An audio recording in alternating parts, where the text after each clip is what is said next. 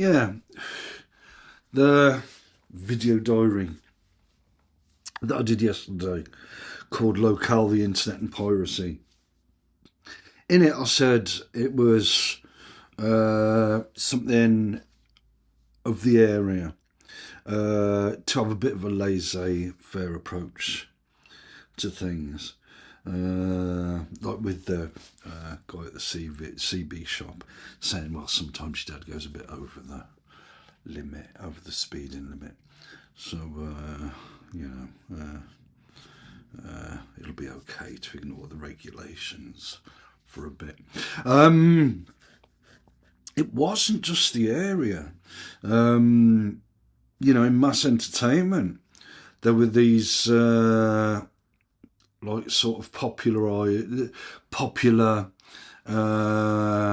figures that floated with the rules and the regulations and all sorts of things. That was quite common in some instances. So there was that thing in the wider culture sort of thing and in the wider society. But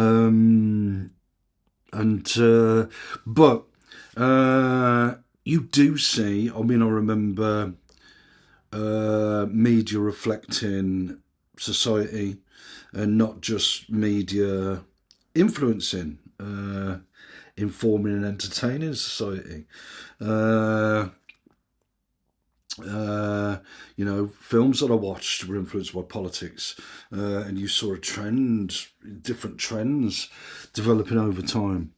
And that sort of got me thinking last night to when in 1978 apparently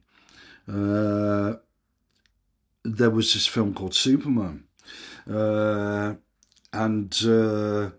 it sort of captured the popular imagination. There were techniques used in it that were pretty new, and it sort of tapped into this dynamic of the everyday man can be a superhero and that sort of thing. Sort of which serves hegemonic purpose, an ideological purpose. But yeah, I really wanted to see that film, and loads of us did. Loads of us kids did, and the carpet factory my mum and dad worked at, they had this social club, and the people there put on this 1950s version with a guy called George Reeves, and they just put it. They said, right, we're putting on Superman, and we were all like. And they put on this fat fella. What it seemed to us was this fat fella in comparison with this guy called Christopher Reeve, who played Superman in the 70s and 80s, who did bodybuilding work for the role. It was a lot more aesthetically fitting for the time. In comparison with other media trends, sort of thing. Yeah, we just all slumped, and they just sat through this crappy 1950s TV depiction of Superman, where we wanted the big Hollywood experience, when cinema. For quite some time was a major form of entertainment, may still be. It's like I said, this stuff, when I go online, and this can be a good thing. I do have to exercise a significant degree of initiative and adaptability or whatever, or resourcefulness to how I approach this stuff. Most of the stuff I come across online, there's a whole heap of gobbledygook and stuff. That's anyway, best left. But yeah, I do remember that. And we all just slumped in our chairs and just thought, this is total shit. Yeah. Another thing I do remember, they actually moved the social club for the carpet workers years later. Not long later, I don't think, actually, to this building that looked really impressive at the time. It was only a small building in retrospect. We had tennis courts, for example, or a tennis court. And the thing I remember about that place is the Iranian siege in London of I can't remember what embassy. Someone it could have been the Iranians. Took a load of people hostage at an embassy, whatever embassy it was, and the mysterious British military department or whatever, called the Special Air Services, SAS, popularly known, live on TV again, spectacle. But anyway, it was a quite serious news event at the time.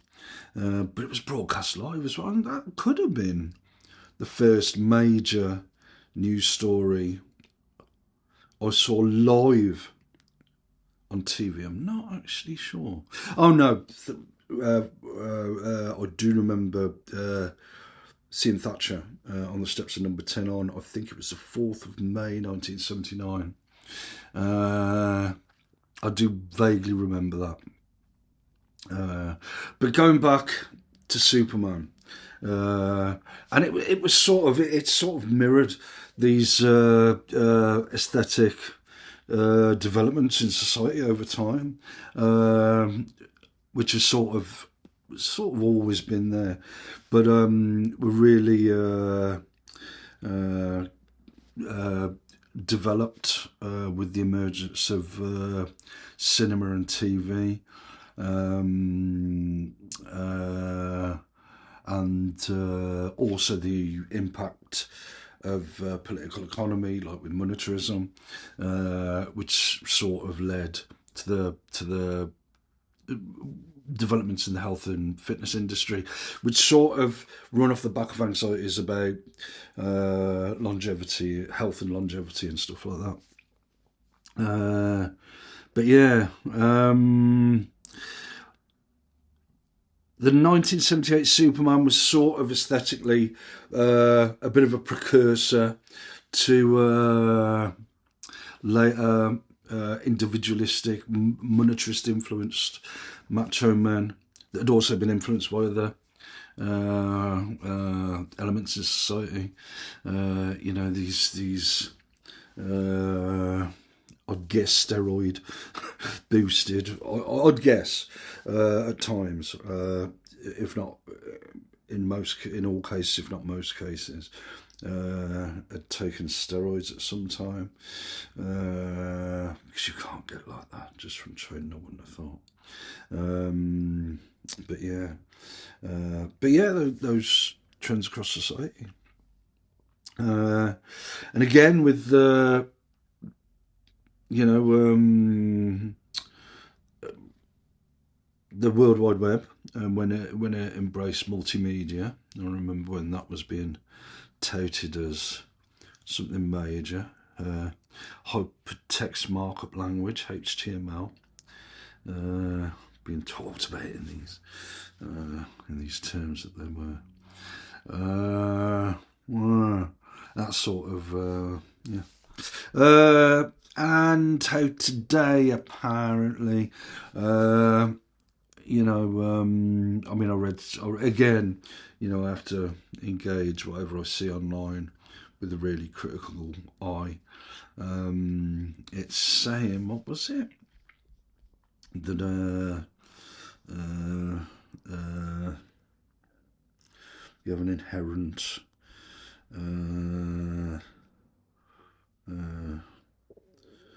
predisposition towards comparison. I'm not sure about that.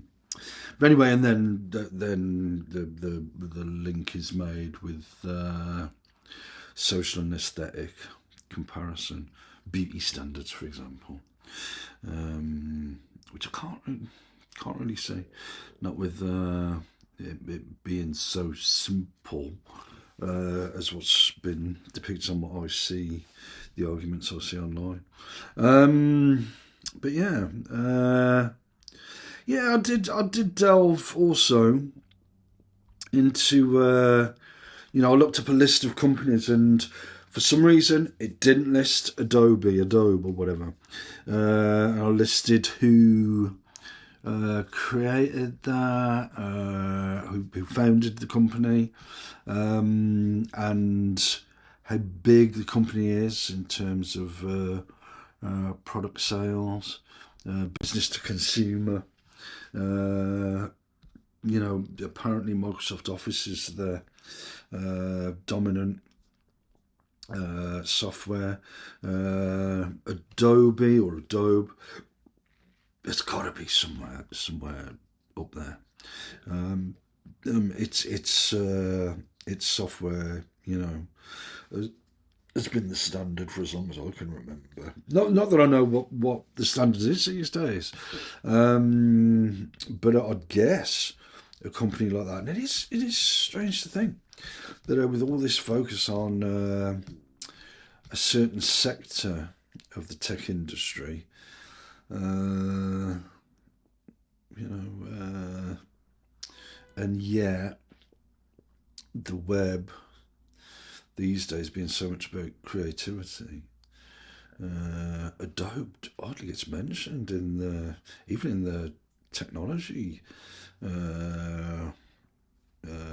journalism that I see, and so on. You don't see it anywhere online, but it is, I can't see why it wouldn't have been.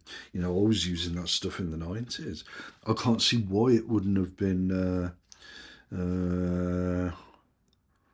mentioned more, considering it is the software used by most people for creativity. And like I said, the internet is in no small part about creativity, which links in with aesthetics and so on and so forth.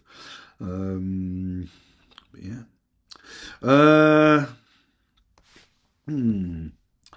This is just, these videos are becoming just what I've been looking at, what information I've been looking at online.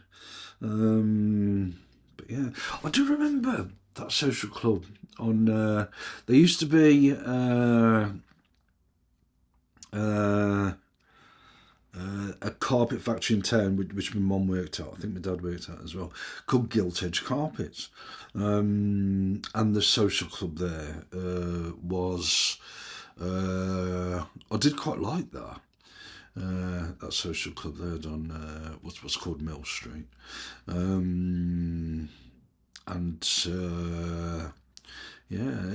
Interesting how that and the later Gilt Edge Social Club that was developed did look so different to the Polish ex-servicemen's club.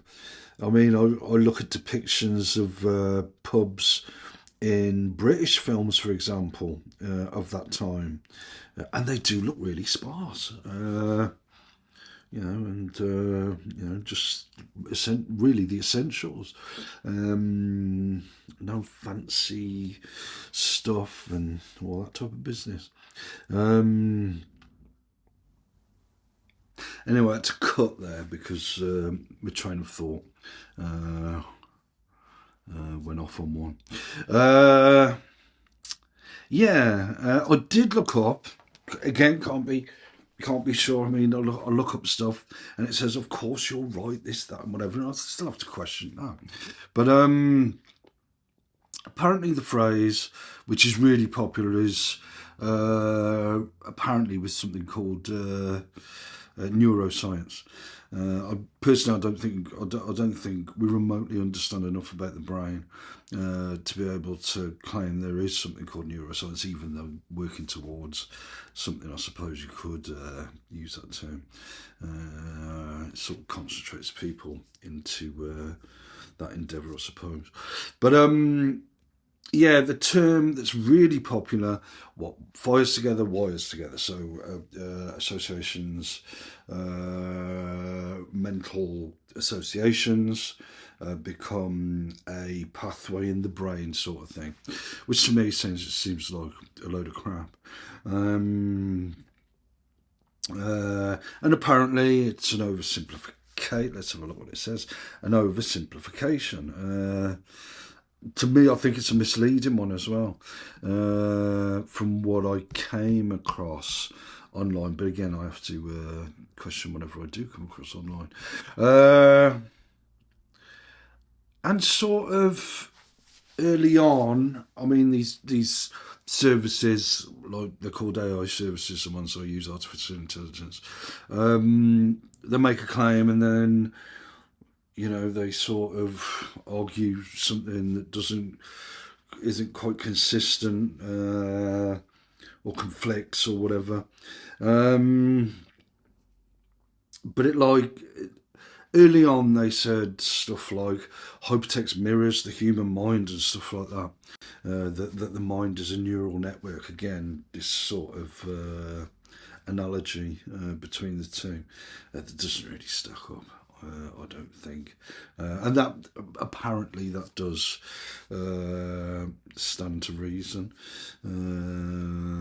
but yeah, there's a lot more flexibility, a lot more, in things than that. But yeah, yeah, quite something that of looking at the Polish ex-servicemen's club, looking at depictions in British films about, for example, pubs in the Second World War, how the economy and society was shifting to all these new things that looked all, you know, amazing and all the rest of it. Like yesterday, I mentioned the Sony shop in town that they used to be. I mean, Sony was really well. I don't know what's happened to them now, but they really were a market leader and they really were considered a quality product. I mean, I mentioned Amstrad. You know, this guy Alan Sugar, he's quite a famous guy in British society. You know, pretty good businessman, crap innovator, but he produced cheap and cheerful stuff for consumers, and he did with my stereo. But yeah, Sony really thought of. I think they were the ones who was the company thought of as producing the best quality equipment, audio visual equipment you could get back then, but as far as I recall, they were quite pricey. But yeah, good little shop that was. I used to like going in there. But yeah, and that really, you know, there was this move towards more and more consumer devices. I suppose you could go back to the 50s, I think it is, when you look at fridges and stuff like that, how they had an influence on life in the home. You know, fridges were a massive thing as far as I know. And yeah, they would have been domestic fridges. But yeah, again, George Reeves, I don't bloody know. But yeah, this sort of thing that Hollywood used to be big on. I don't know if they still are, but on the every ordinary man, everyday man can be a hero, and all that sort of thing. And then the alternative that which in a way still taps into that. The the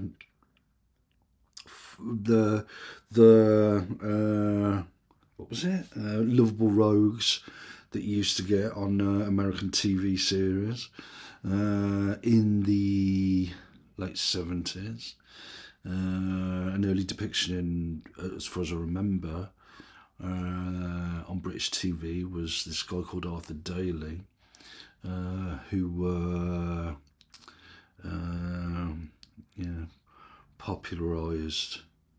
Was it in the 70s or the early 80s? I think. Again, with the around the time of Thatcher's emergence, the Wheeler Dealer. Yeah. But yeah, that was yeah. It's around that time. Yeah. I don't really know the. And now, of course, apparently, cinema's no longer the event that it used to be. Apparently now it's streaming services. I don't know how people can find the time to sit down and watch a collection in a series. I haven't got the time, and that was something else that struck me yesterday. My sense of temporality, of time, is that it's almost like, I'm on the dole, right? Or if you're watching this from elsewhere, apart from anywhere other than Britain, or in any other time than the 80s maybe, that's being on welfare. I'm on the dole, but my sense of time is like someone who's in work. Even though these videos, which are useful in a way for me, these videos don't really reflect my perception of time at, when I'm not doing these videos. Even when I'm thinking of past stuff, I've got a systematic approach to it, sort of thing. Yeah, I did mention yesterday, the day before, the day before that, the film Easy Rider, which was sort of, I regarded as a cult classic, and it was a cult classic at the time, but essentially, it did sort of, I think, set the scene for films that mixed music with video. In at the time a quite innovative way, as far as I know. But the thing is, it tapped into all that hippie stuff of the 60s, and sure enough, these hippies who regarded at the time and regarded themselves as really countercultural, as they got older, would embrace the monetarist ethos, and the phrase I had in the 60s, again tapping into what I said earlier, linked to Superman. The phrase that was popularised in the 20th century in the 1960s by the hippies, "My body is a temple," would later sort of develop into the early fitness industry, health and fitness industry. Now, in an important respect, the health aspect is not as important as the industry aspect, because what this does, and this is what the advertisers first started working on, I think it was the 1950s, about people's anxieties. Monetarism, and unwittingly maybe the fitness industry, tapped into people's anxieties about longevity, which of course is linked to ideas about health, and also other offshoots of that argument, like monetarist influences on optimization, personal optimization, and stuff like that, making yourself an effective tool for the economy. But yeah, quite ironic how the hippies embraced all that sort of stuff. How the earlier hippies embraced all that sort of stuff, and sort of my body is a temple, then became my body is a temple for industry, and so on and so forth. But yeah, that sense of aesthetics has pretty much always been there. But like I say, really came on with the Renaissance. Apparently, it's always been an art, but like with the advent of, like I said, the medias of film, motion picture, and TV, and then later multimedia, the multimedia web. Yeah. It really developed quite significantly. To be charitable to the what's called artificial intelligence that I'm presented with, it does say that a comparison isn't just linked to aesthetic standards, personal aesthetic standards, personal aesthetics. It's also linked to status, which is quite significant in post-industrial societies, as far as I'm aware, and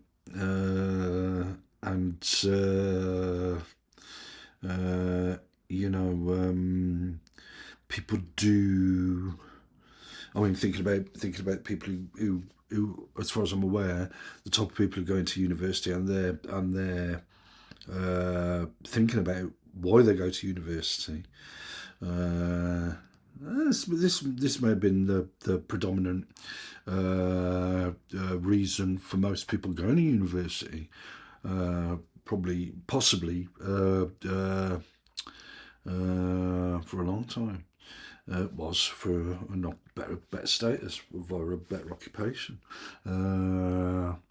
while also wanting a better occupation because it would, in theory, lead to a more interesting life.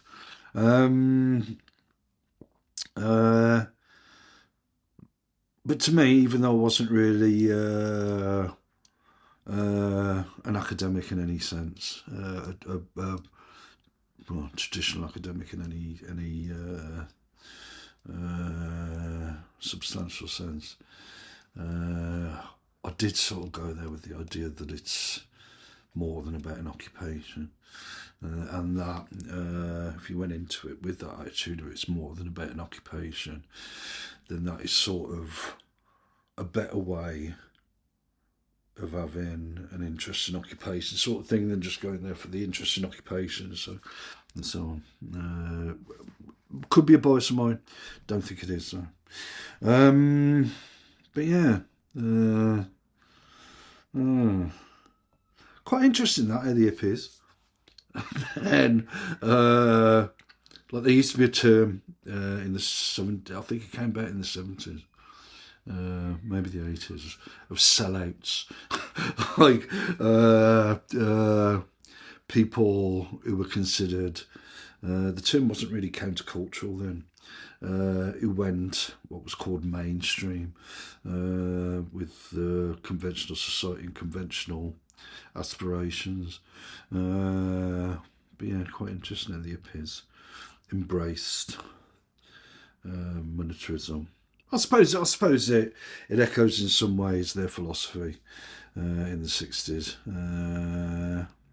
But yeah.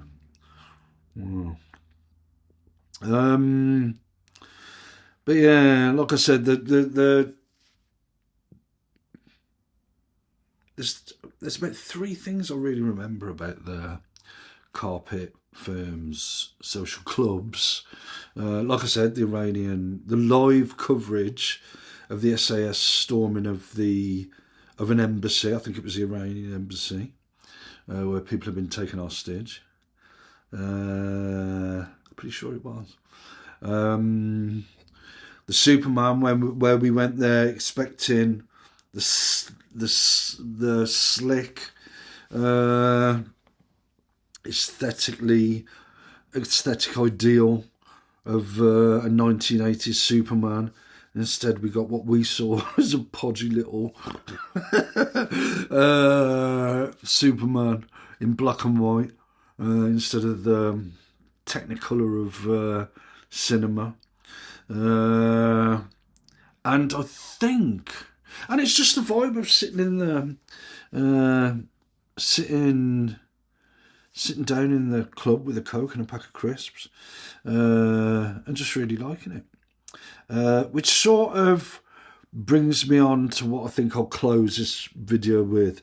So I've had to try multiple attempts at this because, like I say, there's been times where I've needed to take a pause.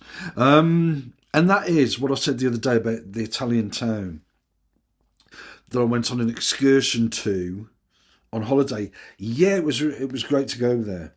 But on reflection, I thought, well, hang on a sec. I did actually prefer Austria. There was, like, I'd mentioned that it was picturesque. It was so picturesque. The architecture of the buildings, the hills, the atmosphere of the place, the people of the place. To have had that experience of that moment in history, like I say, what was it? Only 40 years since the Second World War, where the post-war generations was still around and still had an influence on their kids and on the wider society and culture. To be in a European country at that time, to have that, to sample that atmosphere and even in a holiday resort, which wasn't so as you would get holiday resorts these days. It was, these places were hadn't developed to the extent that they later would, to being so focused on tourism that they lost much of their character.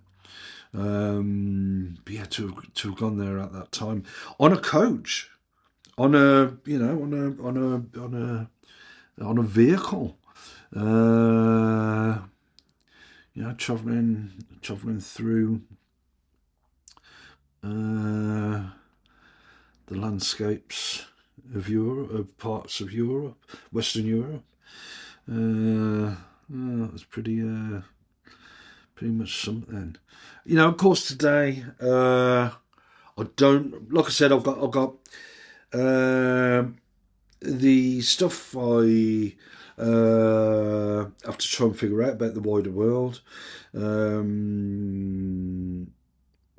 have to. I do have to use some brain power, sort of thing, and so on. But yeah.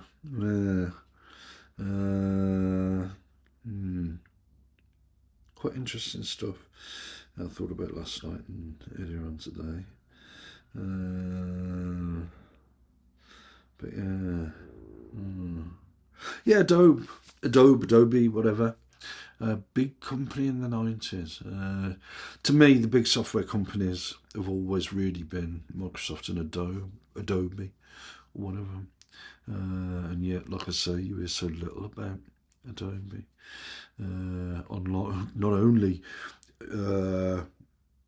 in more traditional like media outlets, but on the wider internet as well, which I find quite remarkable.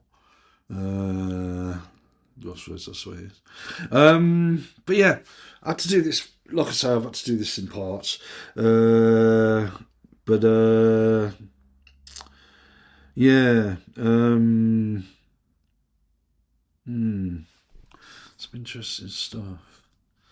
Yeah, interesting atmosphere at that Polish, at that uh, carpet uh, carpet factories club. Good atmosphere too. 77 was it? Maybe earlier. 76 maybe. But yeah. I do remember. Anyway, I'll cover that another time. One of the World Cups. The 1978 one, I think. I've got vague recollections of the 1974 one. But not much. But anyway, like I said, I still find that the old football, the early stuff, quite interesting about football. But again, looking back to British football, I mean, in around 1990, they were getting away from alcohol. That was the start of them getting away from alcohol, I think. And the culture changing to a more professionalised one. Premier League, did it come out in 1982? I'm not sure. I think it did. But that was what turned it into a really big money game. But yeah. Where again, aesthetics, the numbers on the back of their shirts, the logos, which I thought were a huge mistake. The different companies' logos and stuff on there for, again, that notion that some people had in the 70s and maybe the 80s of people who'd sold out, sort of thing.